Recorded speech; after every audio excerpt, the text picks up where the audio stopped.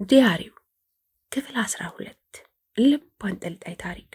ደራሲ ፍስሐ ተክሌ፣ ተራኪ ሶፊያ ይሱፍ። ይህንና መሰል የፍቅር ታሪኮችን ለማግኘት ቻናላችንን ሰብስክራይብ ያድርጉ። መልካም ቆይታ። በዚህ ላይ የተዘበራረቀ ህይወቴ መስተካከል ነበረበት። አብዛኛውን የግቢው ሰው ውጣ ውረድ የተሞላበትን የህይወት ታሪክ ባያቅም በአባቴ ሞት የተነሳ ያጋጠመኝን ጉዳይ እያየ እንድጽናና የማይመክረኝ አልነበረም። ሁሉም በሞት ያጣውንና የሚወደውን ዘመዱን እየጠቀሰ ሐዘኑ የሚከብድ ቢሆንም ሐዘን ሲበዛ በሽታ እንጂ ምንም እንደማያስገኝ ከሞትም የሚቀር ማንም እንደሌለ እየገለጸ ያጽናናኝ ነበር። መጋቢት 1 ቀን 1980 ዓ.ም እንዲህ በተዘበራረቀ መልኩ ህይወትን እየመራሁ ሳለ በመሃል አንድ ያልጠበቅኩት ክስተት ተፈጠረ። ብዙ ጊዜ ድምጿን ሰምቼ የማላውቀው ጓደኛዬ ኤልሳቤት ደብዳቤ ላከችልኝ። ኤልሳቤት ካምፓስ ውስጥ አለች የምላት ከአማረ ቀጥሎ የምወዳት ብቸኛ ጓደኛዬ ነበረች። ፍቅር ስጀምር የሚሰማኝን እንግዳ ነገር የምነግራት፣ ሁሌ የማይለየኝ ችግርና ሐዘን ሲደርስብኝ የማዋያት ጓደኛዬ እሷ ብቻ ነች። ከተመረቅን በኋላ የተሰጠኝን የማስትሬት ትምህርት እድል ትቼ ግቢውን ለቅቄ መውጣት እንደምፈልግ ስነግራት ከዶክተር አድማሱ ጋር ሐሳቤን እንድለውጥና መማር እንዳለብኝ ደጋግመው ይመክሩኝ ስለነበር ለውሳኔ መለወጥ ትልቅ አስተዋጽኦ ነበራት። እሷም አማረን እንደኔ ስለምትወደው እንደ ከዳኝ ብነግራትም አላምን ስላለችኝ የጻፈውን የክህደት ደብዳቤ አውጥቼ ባሳያት እንኳን ልትቀበለኝ አልፈቀደችም ነበር። እሷም እንደ አብዛኞቹ ተማሪዎች በመጀመሪያ ዶክተር አድማሱን ወድጄ አማረን ለመተው ምክንያት የምፈጥር አድርጋ ታስብ ነበር። ቀስ በቀስ በእኔ ላይ የተከሰተውን የህይወት መመሰቃቀል ስታይ ስሜቴን ስትረዳ ታጽናናኝ ነበር። ይሁን እንጂ ዶክተር አድማሱን አስመልክቶ በሚነሳ ጉዳይ ላይ ሁሌም ውሳኔውን ለኔ ትተዋለች። እርግጥ እኔ ለዶክተር አድማሱ ያለኝ ስሜት እየተረዳች በመምጣቷ ስሜቴን መጉዳት ስላልፈለገች ይሆናል እንጂ ለአማረ ካላት ፍቅር የተነሳ ከዶክተር አድማሱ ጋር ትዳር በመሰረት ቅር እንደሚላት አስባለሁ። ኤልሳ ከተመረቀች በኋላ የተመደበችው ግብርና ሚኒስቴር ውስጥ በአፈር ኤክስፖርትነት ነበር። እንደተመደበች ስለ ሁኔታው ደብዳቤ ጻፈችልኝ ቢሆንም ከዚያ በኋላ ግን የምትጽፍልኝ በጣም እየዘገየችና አልፎ አልፎ ነበር። ቀስ በቀስ ደብዳቤ መጻፍ አቁማ ስለነበር እኔም በተደጋጋሚ ደብዳቤ እየጻፍኩላት መልስ በማጣቴ መጻፌን አቆምኩ። ዛሬ ደብዳቤዋ ሲደርሰኝ እጅግ በጣም ደስ አለኝ። እንዲህ ሐዘን በተጫጫነኝ ሰዓት ደብዳቤዋን በማግኘቴ አጠገቤ ቁጭ ብላ የምታጽናናኝ መሰለኝ። ደብዳቤዋ እንዲህ ይላል። ይድረስ ለውድ ጓደኛዬ ለአልማዝ ታፈሰ። ከተለያየንበት ቀንና ሰዓት ጀምሮ እንደምን ሰንብተሻል? እኔ ከአንቺ ናፍቆትና ሐሳብ በስተቀር ፈጣሪ ይመስገን በጣም ደህና ነኝ። አልሚና ባለፈው ሳምንት እናንተ ጋር የመመረቂያ ጽሑፉን የሚሰራ አስፋው የሚባል የድህረ ምረቃ ተማሪ ለዚሁ የሚረዳውን መረጃ እኛ ዘንድ ለማሰባሰብ መጥቶ ከኔ ጋር ተገናኝተን ስለ አንቺ ጠይቄው አባትሽ እንደሞቱብሽ ሲነግረኝ እጅግ በጣም አዘንኩ። ይህ ደግሞ ለአንቺ ምን ያህል ከባድና አሳዛኝ ማለት እንደሆነ ለምናውቀው ጥቂት ሰዎች ሐዘንሽ ምን ያህል መራር እንደሆነ ይገባኛል። ይሁን እንጂ የሰው ልጅ ታሪክ ሁሌም ቢሆን በውልደት ተጀምሮ የሚጠናቀቀው በሞት ስለሆነና ሞት ደግሞ ቶሎ ሊመጣ ወይም ሊዘገይ ይችል እንደሆነ እንጂ እንደማይቀር ሲታሰብ ሐዘንን መቻልና ማቅለል የግድ ይላል። እርግጥ ሐዘንሽን አቅልሎ እንድትረሺው አንቺን ለመምከር መሞከር ምን ያህል እንደሚከብድ ብገነዘብም ሐዘንን ማጥበቁ ላንቺም ቢሆን ጥሩ ሊሆን እንደማይችል ተገንዝበሽ ሁሉንም ለመርሳት ሞክሪ። አልሚና በስራ ተወጥሬ እንጂ አጠገብሽ ሆኖ ማጽናናት እንዳለብኝ ይሰማኛል። እርግጥ መምጣቴ አይቀርም፣ ግን እስክመጣም ቢሆን አንቺን ሳላጽናና የሚያልፍ አንድ ሌሊትም ቢሆን እንቅልፍ ስለሚነሳኝና አስቀድሜ መጻፍ ስላለብኝ ነው የጻፍኩልሽ። ስለዚህ ሐዘን አታብዢ።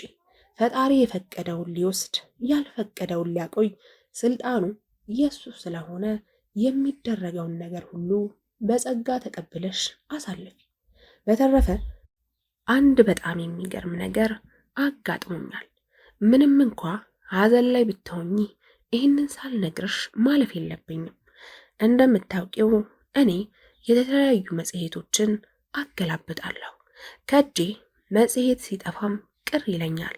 ታዲያ አንድ ቀን አንድ መጽሔት ገዝቼ ሳገላብጥ አማረ የጻፈውን አንድ ጽሑፍና ፎቶግራፉን ሳይ ደነገጥኩ። ዓይኔ ያየውን ማመን እስከሚያቅተው ድረስ መጽሔቱ ላይ ተተክዬ ቀረሁ። መጽሔቱ ላይ ያለው ፎቶግራፍ የሱ ሆኖ ሳለ ስሙ ግን የሱ አልነበረም። እንደሚመስለኝ የብዕር ስሙ ሳይሆን አይቀርም። የኔና ያንችን እንቆቅልሽ ሳላስበው ልፈታው በመቻሌ ገረመኝ። ጽሑፉ ሴቶችን የሚያጥላላ በመሆኑ እሱን የማግኘት ስሜቴን ገፋፋው። ጋዜጠኞቹን ጠይቄ አድራሻውን በመከራ አገኘሁት። የሚገርመው ግን እኔ ላናገረው የምፈልገውን ያህል እሱ ግን ገና ሲያየኝ አስጠላሁት። ይህም የበለጠ ግራ ስላጋባኝ እሱን የማነጋገር ጉጉቴን ጨመረው። ለምን የራሱ በደል በእኔ ፊት ላይ ታየው በማለት መንስኤውን ለማጓጓሁ ሊያናግረኝ ባይፈልግም በተደጋጋሚ ወደ ቢሮ መምጣቴን እንደማላቋረጥ ስነግረው ሊያናግረኝ ፈቃደኛ ሆነ። የሚሰራው አንድ የውጭ ድርጅት ውስጥ የእርሻ ባለሙያ ሆኖ ነው። በጣም የሚገርመው ንግግሩን የጀመረው እናንተ ሰዎች አሁንም ደግሞ ከኔ ምን ቀራችሁ? ሕይወቴን ለምን ሰላም ትነሷታላችሁ? በሚል ንግግር ነበር። አባባሉ ቀደም ሲል የነበረኝን ጥርጣሬ ስላጎላው የማወቅ ስሜቴ ከፍ አለ። ምን ማለቱ እንደሆነም ጠየቅኩት። ነገር ግን መግለጽ የፈለገው እያፈቀረ እንደተከዳ አድርጎ ነበር።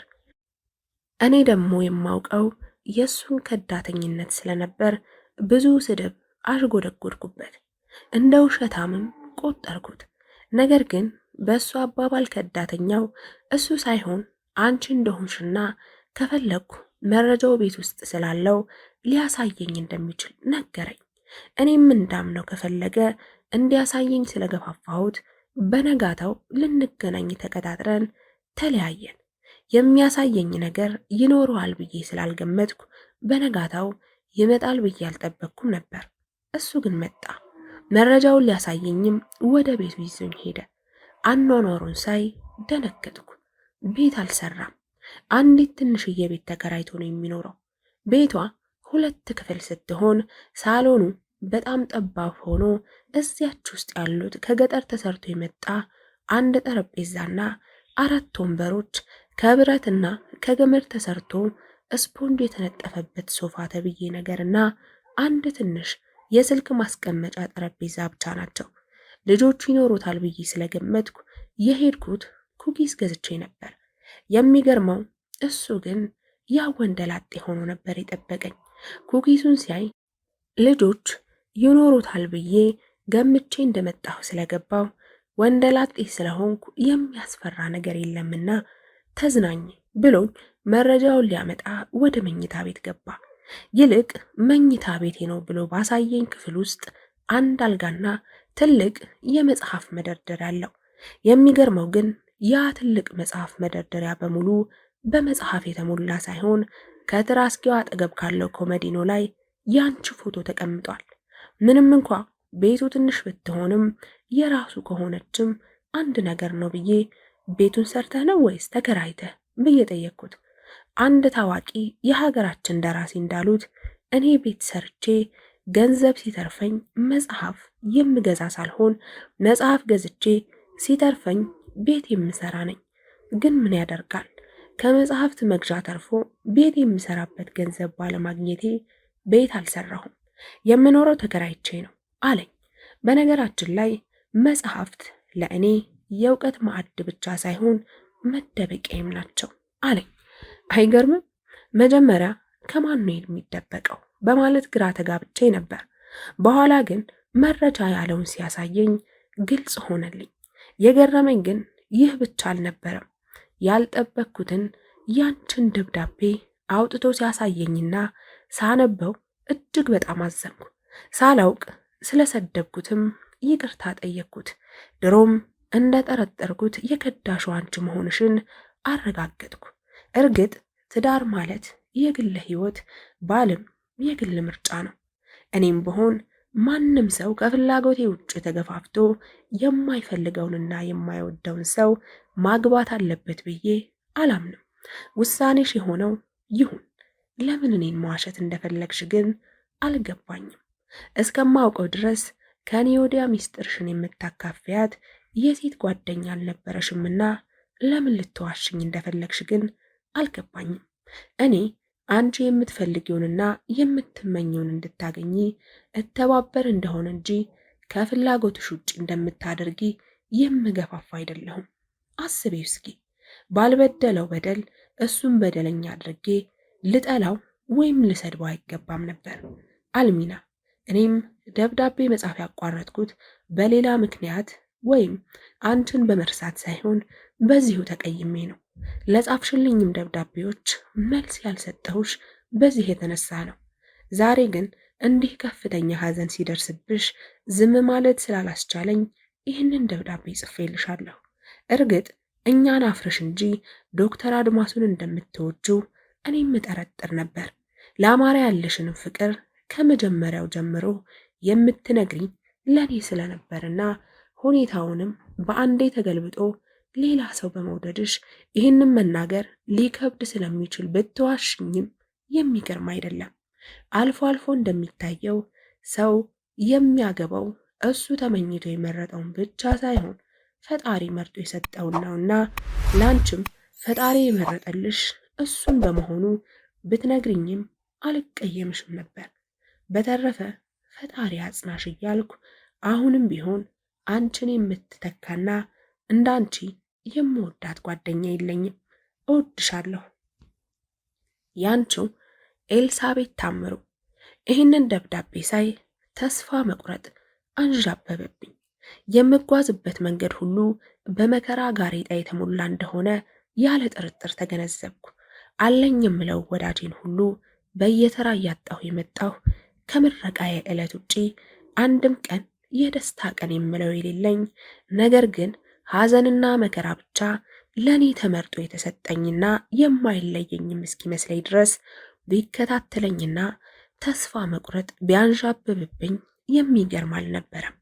ምርጥ ምርጡን ለልጆች እንደሚለው ሁሉ መከራና ሐዘኑ ለአልማዝ የተባለ ይመስል የሕይወቴ ታሪክ ሁሉ የመከራና የስቃይ ታሪክ ሆነ።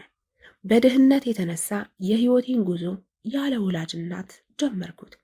ቀስ በቀስ የምወዳቸውና አሉኝ የምላቸው ሁሉ ከዱ። እናቴንም እናትነቷን እንኳ ሳላውቅ እንደናፈቀችኝ በሞት ተለየችኝ። ወላጅ አባቴ በጭካኔ ተሞልቶ የሐዘን ማቅ አልብሶኝ አለፈ። ዛሬ ደግሞ የምወዳት ጓደኛዬ ያንን ሁሉ ዓመት አብረን አሳልፈንና ጸባይን ጠንቅቃ እያወቀች ምንም ሳታቅማማ ከዳተኛ አደርጋ ስትመለከተኝ ከእንግዲህ ምን ቀረኝ ልል እችላለሁ።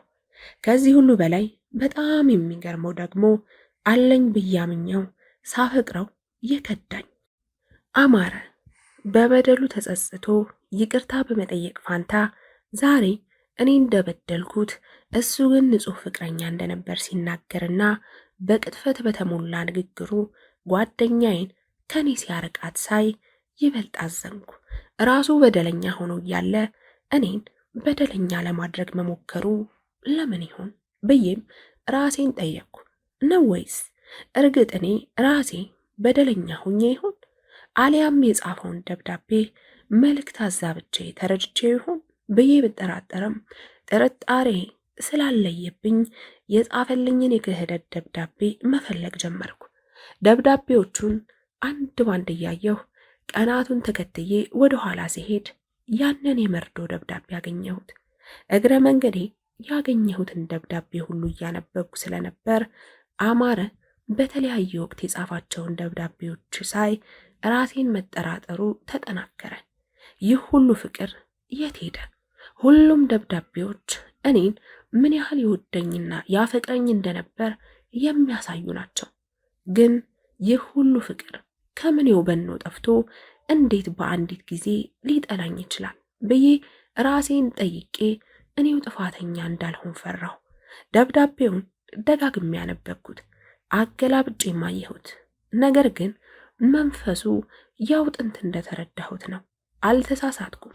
ሌላ ሳይሆን ያው የማውቀው የክህደት ደብዳቤ ነበር። ከዳተኛው እኔ ሳልሆን እሱ ነበር።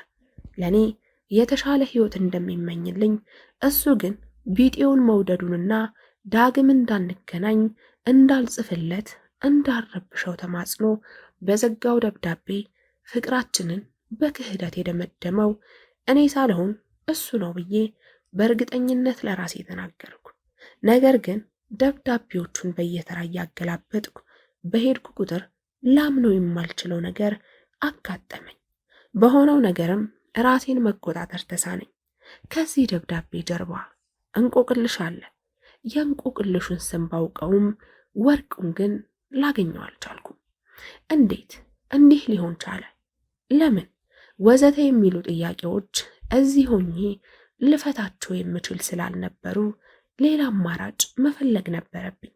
በነጠላ ወረቀት ፊትና ጀርባ የተጻፈችው ደብዳቤ እንዳትጠፋብኝ በማለት በጥንቃቄ በዲያሪው የመጨረሻ ሽፋን ላይ ለጠፍኳት። ከመቅጽበት ስልኩን አንስቼ ለኤልሳ ደወልኩና ልፈታው የምፈልገው እንቆቅልሽ ስላለ ከ15 ቀን በኋላ እሷ ጋር መምጣት እንደምፈልግ ሆቴል ይዛ እንድትጠብቀኝና ስመጣም ሁሉንም ነገር እንደማጫውታት ነገርኳት። በውስጤም የተደበላለቀ ስሜት ወረረኝ። በአንድ በኩል ይህ ሁሉ ነገር ውሸት ከሆነ እንደገና ከአማረ ጋር ሊኖረኝ የሚችለውን ፍቅር ሳስብ ደስታ ይሰማኛል። በተለይ አለማግባቱንና ፎቶዬ አሁንም ራስጌው አጠገብ መኖሩን መስማቴ እጅግ በጣም አስደስቶኛል። በሌላ በኩል ደግሞ እንዴት እንዲህ ሊሆን ቻለ የሚለው ሐሳብ ይበልጥ ያስጨንቀኝ ጀመር። ወደ ቤት መመለስ በፍጹም አስጠላኝ። ግቢው የሐዘን የመከራና የክህደት ግቢ ስለሆነ ለቅቄ መውጣት አለብኝ ብዬ ወሰንኩ። በምድር ላይ ያለ ሌላ ፍጡር ሊለውጠው የማይችል ውሳኔ ይላል ዲያሪው። ዲያሪውን ጣለው፣ ቅደደው የሚለኝ ስሜቴ እየታገለኝ ሳነብ እንዳልነበር ሁሉ አሁን ደግሞ አንብብ የሚል ስሜት ገፋፋኝ። የአልማዝ እንቆቅልሽ የኔም እንቆቅልሽ በመሆኑ እንቆቅልሹን ፈትቼ ሰምና ወርቁን ማወቅ ፈለግኩ። ማንበብ ከጀመርኩ ለመጀመሪያ ጊዜም አልማዝ አልከዳችኝም እንዴ የሚል ጥርጣሬ በልቤ ውስጥ ፈነጠቀ። መቼም ምንም ያህል ውሸታም ቢኮን አንድ ሰው ተስፋ ቆርጦ መኖር ባስጠላው ወቅት ሲሞት ብቻ በሚነበብ ዲያሪ ውስጥ እንዴት ግጥም አድርጎ ይዋሻል ብሎ በመገመት አስቸጋሪ። ምናልባት እኔስ የእሷን የክህደት ደብዳቤ አልደረሰኝ እንደሆነስ? የደብዳቤውን መንፈስ በትክክል ያልተረዳሁት ከሆነስ? ድንገት ወደ ሌላ የሐሳብ ውዥንብር ውጣ ውረድ በመግባት ይህ ሁሉ ድርጊት ህልም ወይም ቅዠት ቢሆንስ ብዬ ራሴን ጠየቅኩት። ህሊናዬ ፋታ ሳጣኝ። የእሷን ደብዳቤ ካስቀመጥኩበት ኮመዲኖ ውስጥ አውጥቼ አነበብኩት። አንዳችም የእንቆቅልሽ ነገር አልታየኝም። ደብዳቤው አሁንም ቢሆን የክህደት ደብዳቤ ነው። ክህደት የሚፈጸመው በአልማዝ እንጂ በእኔ አይደለም። እኔማ ከእሷ ሌላ አማራጭ አጥቼ ይሄው እስካሁን ድረስ ሌላ ሴት አልታየህ ብላኝ ሕይወቴን በብቸኝነት እመራለሁ። ሁሉንም ደብዳቤዎች አውጥቼ ደጋግሜ በየተራ አነበብኳቸው። ለእኔ ግን ሁሉም ግልጽ ናቸው። ከኋላቸው የተደበቀ ምንም እንቆቅልሽ አልነበረም። ደብዳቤዎቹን አስቀምጬ ዲያሪውን አነሳሁ። ግን ማንበቤን ከመጀመሬ በፊት የውጭ በር ተንኳኳ። ያ ፖሊስ መቼም ሆን ብሎ ጠብቆ በዚህ ሰዓት መጥቶብኝ ይሆን እንዴ በማለት ተጨነቅኩ። ልክፈት አልክፈት በማለት በዚያች አጭር ጊዜ ውስጥ ከራሴ ጋር ታገልኩ። አማራጭ ስላልነበረኝ ከፈትኩት። ነገር ግን በሩን ስከፍተው የቆመችው አለሚቱ ነበረች። የሚበላ ይዛ መታ ነበር። ገና እንደገባች ያንን የሰለቸኝን ጥያቄ እየደጋገመች አልተሻለውትም እንዴ ጋሼ እያለች ብትጠይቀኝም መልሴ ደህና ነኝ ብቻ በመሆኑ እያጉረመረመች ምግቡን በጥድፊያ ጠረጴዛ ላይ አስቀመጠችው። የመወርወር ያህል ነበር። ክፉኛ ተናዳለች። እንደ ድሮ ጋሼ አፈር ስበላ ብሉ ከማለት ይልቅ ከኩርፊዋ ብዛት የተነሳ ከንፈሯ ተንጠልጥሎ መሬት የሚነካ መሰለ። ኮስተር ማለቷ ነው መሰል ግንባሯ የተጨረማመተ ጣሳ አስመሰለችው። ይሁን እንጂ በፉንጋ ፊቷ ምክንያት መልክ ባይኖራትም የተትረፈረፈ የደስደስ ስላላት የምታስጠላ አልነበረችም። ይሰማሉ ጋሼ፣ ጤነኛ ካልሆኑ ወደ ሆስፒታል ቢሄዱ ጥሩ ነው። እኔም ከሆንኩ ያስጠላሁት ከሆነ ደሞዜን ሰጠው ቢያሰናበቱኝ ይሻላል እንጂ እንዲህ እየሆኑ እዚህ መኖር አልፈልግም። ደግሞ ይህ ሁሉ ኩርፊያስ በምን ምክንያት እንደሆነ አልገባኝም። ማንበብ ከድሮም ሆነ ያነባሉ፣ እኔን ግን እንደዚህ አላስጠላሁትም ነበር። ዛሬ ግን እኔን ማናገርም ሆነ ማየት አስጠልተውታል። ስለዚህ ያሰናብቱኝ አለችኝ በቁጣ። በአባባሏ ተገረምኩ እንጂ አልፈረድኩባትም። በገባች ቁጥር ቶሎ ውጭ እያልኩ ነበር የማጣድፋት። ይህንንም የማደርገው ወድጄ ሳይሆን ዲያሪውን ማቋረጥ ባለመፈለጌ ነው። እርግጥ ባለውለታዬ ነች። ምንም ጎራዳ ብትሆን ለኔ ውብና የክፉ ቀኔም ነች። በተለይም ገመናዬን ሸፍናና ሁሉንም ነገር ችላ የምታስተናግደኝ እሷ ነች። ስለዚህ ላጣት አልሻም። ከወንበሬ ተነስቼ ወደ እሷ መራሁና አትቀየሚኝ፣ ወድጄ አይደለም። ከመስሪያ ቤት የሰጡኝ ስራ የግዴታ ማለቅ ስላለበት ነው። ይህንን ስጨርስ ደግሞ እንደ ድሯችን እንሆናለን። ለትንሽ ቀን ታገሽኝ እሺ አልኳት። ወዲያው ፊቷ በፈገግታ ተሞላ። ይህንንና ያንን ይመስላል እያልኩ የተለያዩ ስያሜዎችን የሰጠሁትን ምናምን ፊቷ በአንዴ ውብ ሆነ። በሉ እሺ ምሳዎትን ብሉ ብላ ተመልሳ ወጣች። ሚስኪን አልኩ በሆዴ። ከመግዝበት በአንድ ማቀፍ ከብስጭትና ንዴት ተላቃ ወደ ደስታ ስትለወጥ በማየቴ በእጅጉ ገረመኝ። ምን አለ ሰው ሁሉ እንደሷ ገርና ቅን ቢሆን አልኩኝ። ምግቤን እንደጨረስኩ ተቻኩዬ ዲያሪውን አነሳሁ። ግን ማንበብ ከመጀመሬ በፊት ስልኳ ቃጨለ። ላንሳው አላንሳው እያልኩ ከራሴ ጋር ታገልኩ። አማራጭ ስላልነበረኝ ሃሎ አልኩ። ስልኩን አንስቼ የሰማሁት ድምፅ ግን አስደንጋጭ ነበር። እንደምን ዋልክ አቶ አማረ? 50 አለቃ ነኝ። ምን ነው እንደወጣህ ቀረ? እኔማ ቤት ትኖራለህ ብዬ አልጠረጠርኩም ነበር። አገር ለቀህ የጠፋህ መስሎኝ ነበር። አሁን በአስቸኳይ ዲያሪውን ይዘህ ቢሮ እንድትመጣ አለኝ። በድንጋጤ ክው አልኩ። ተረጋግቼ ሳልርበተበት አንዲት ቃል እንኳ መተንፈስ የምችል አልነበርኩም። ይሄ ሰውዬ 2 ቀን ሙሉ ሳይፈልገኝ ቆይቶ እንዴት ዛሬ ሊፈልገኝ እንደቻለ ግራ ገባኝ። አሁን ደግሞ ወደ ፖሊስ ጣቢያ ከሄድኩ የታሪኩን መጨረሻ ሳላውቅ ልታሰር ነው በማለት ሐሳብ ገባኝ። ብዙ አውጥቼና አውርቼ የታየኝ አንድ አማራጭ ብቻ ነበር። ይሄውም አልቤርጎም ቢሆን ተከራይቼና ተደብቄ የጀመርኩትን ታሪክ አንብቤ መጨረስ አለብኝ። ከዛ በኋላ ስለመሄድም ሆነ አለመሄድ ከታሪኩ መጨረሻ ተነስቼ የማደርገውን መወሰን እችላለሁ ብዬ ወሰንኩ። ወዲያው በሚንቀጠቀጥ ድምፅ ጌታዬ እባክዎን አንድ ቀን ብቻ ይስጡኝ። ታሪኩን ለመጨረስ የቀረኝ ትንሽ ገጽ ነው። ነገ ይዤ እመጣለሁ ብዬ መማፀን ጀመርኩ። 50 አለቃው ይሆናል ብዬ ባልገመትኩት ሁኔታ ምንም ሳያንገራግር ጥሩ እሺ ነገ ጠብቆታለሁ ብሎ ስልኩን ዘጋው። ለራሴ ቆይ ያገኘኛል አልኩኝ። አራጁን እንደሚከተል በሬ ባጠፋሁት ጥፋት እጄን ሰጥቼ ሊያስረኝ ይፈልጋል ጅል አልኩኝ።